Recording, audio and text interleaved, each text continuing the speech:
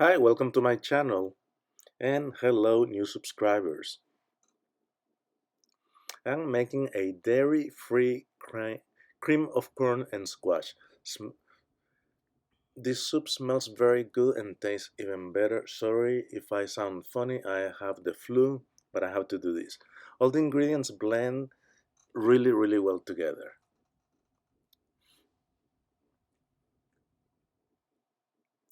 I'm using a kabocha squash. It's originally from Japan, but it is grown here in California, so it is a local product. Remove the top and cut it in half. Consider subscribing to my channel if you haven't done yet. I have more than 100 recipes that you can choose from, and a like is welcome. So I remove all the seeds from the squash and set them aside. I'm not gonna throw them away. And leave the inside of the squash pretty clean. In a baking sheet, I put a piece of aluminum foil or aluminum paper, and I'm going to paint the inside and the outside with oil. Then I wrap it and do the other half. Exactly the same. I'm baking the seeds with the stuff that they are attached to as well. And I'm gonna give those to the birds in the park. They love them. You can eat them, they're edible.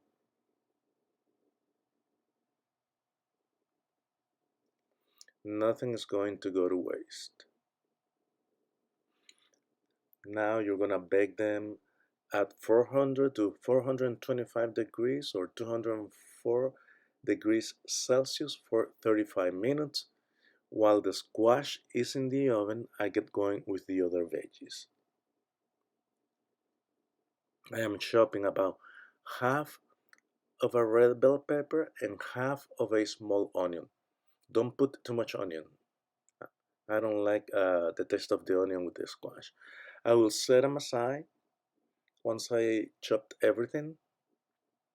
Then I will get with the corn and I will cook it in the microwave as they come for 6 minutes in pairs. You don't have to remove the husks or the silk from the corn. You're going to see that they come off very easily, and you're going to have a clean ear of corn or corn on the cob. We're setting those aside for now, and I am using 4 ears of corn. So now those are cooked. So you remove the bottom with a knife, and then you squeeze and push with a towel so you don't burn yourself. They're very hot, and they come out clean, no husk and no silk. See? I proceed to remove the kernels with a knife. You can do it one by one if you want to, but this is an easier way to do it. And put them in a bowl. And the cups will go in water, and I will massage them a little to get all the nutrients out. And I am going to use that water in the soup. That's flavor, people. That's a lot of flavor. And let them soak there. The corn is in the bowl and the squash is ready.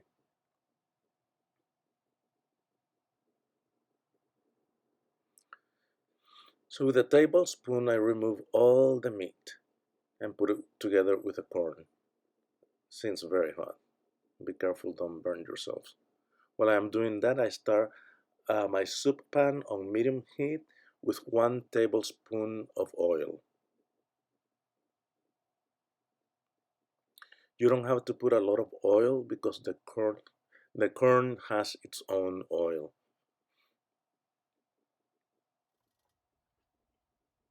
After 5 minutes, I add the onions and the red pepper, the red bell pepper, and that's what we call a sofrito in Spanish. We're going to saute them for 10 minutes on low heat.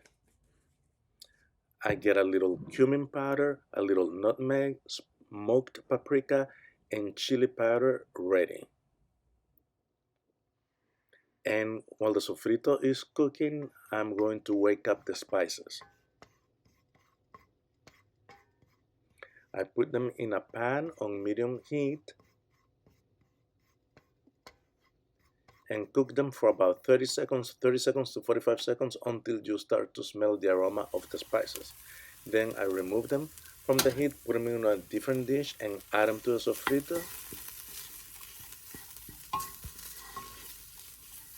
I mix them well so that they don't burn and immediately add the corn and the squash. Once everything is well integrated, we're going to cook it on low heat for 15 minutes to allow all the ingredients to absorb all the flavors. Once it looks that way, add some salt to your taste, because I haven't added any salt yet, and the water where I had the cups, the corn. Raise the heat to medium high heat, and when it starts to boil, you're gonna cover the pan or the pot halfway and allow it to simmer for 20 to 30 minutes.